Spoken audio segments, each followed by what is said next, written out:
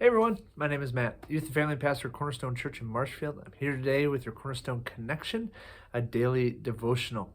So we are in the book today of Genesis. We are making our way through that and we're getting close to the end, but we're in chapter 42 today. And if you've missed a couple of days or you just forgot what you read yesterday, as you know, we're looking at the life and the story of Joseph, and it's broader than that, though. It also includes his family, his brothers, and his father Jacob, and it's quite the dramatic story that has been unfolding before our eyes in the past few days.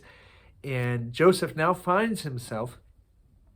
He's been promoted in Pharaoh's court, or whatever you want to call it.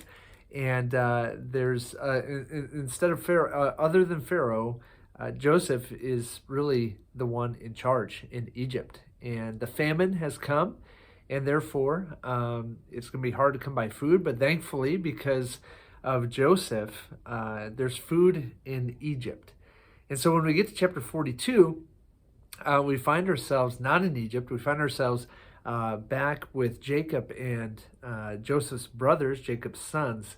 And I want you to hear the first few verses, and then I got just kind of a main thing to give you today. Okay, so Genesis 42, let's read verses 1 and 2. That's all I want to show you today. Here's what it says.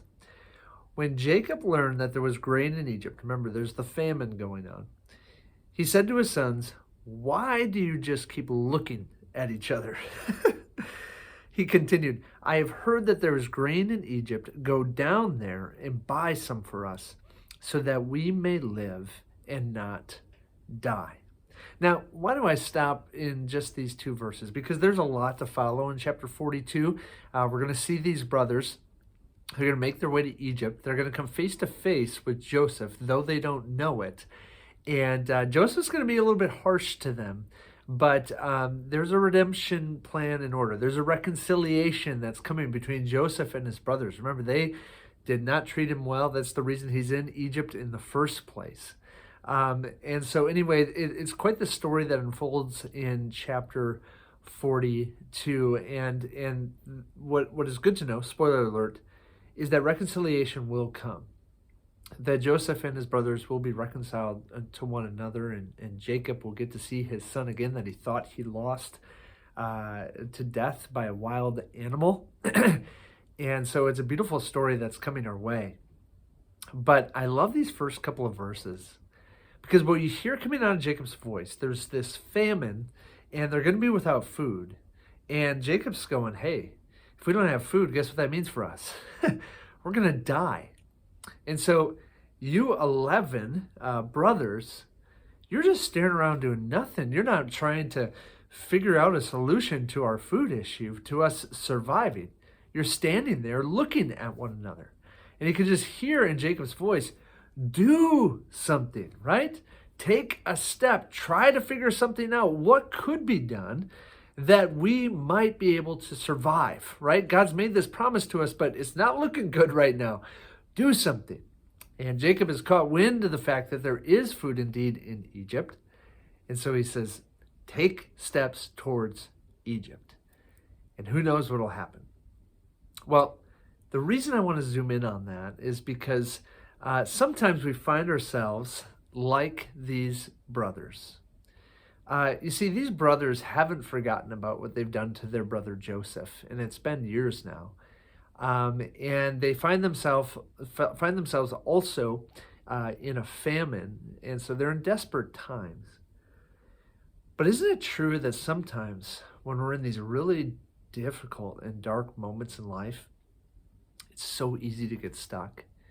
It might be easy to get stuck in the past with the mistake that we made in the past. It might be easy to get stuck in the present with our present issue, and we just see no way forward. And so what do? We stand around looking at each other, doing nothing, taking no steps forward. And it's been interesting in the last 8 years of pastoral ministry. It's one of the biggest pieces of advice that I've tried to give people in counseling when they've come upon a really hard time or a big mistake in their past. We have to acknowledge we have to remind ourselves we can't go back and change the past. That whatever mistake we made back then, and this goes for me too, we can't go back and fix that. That's already done. And so we're in this mess right now. And we might not be able to snap our fingers and go, okay, it's fixed. But what is something we can do? What is a step that we can take forward and not backward?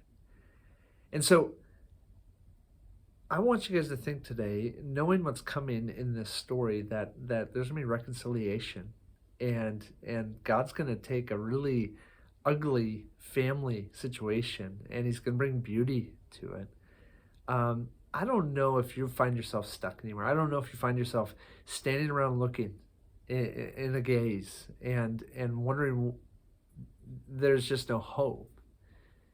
But let me encourage you with Jacob's word, do something.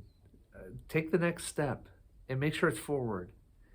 Because who knows what that step will lead to, and who knows what God will eventually do with the positive step you take today. I hope that encourages you, friends, no matter where you find yourself or what's happened in the past. Have a great day. We'll see you next time on the Cornerstone Connection.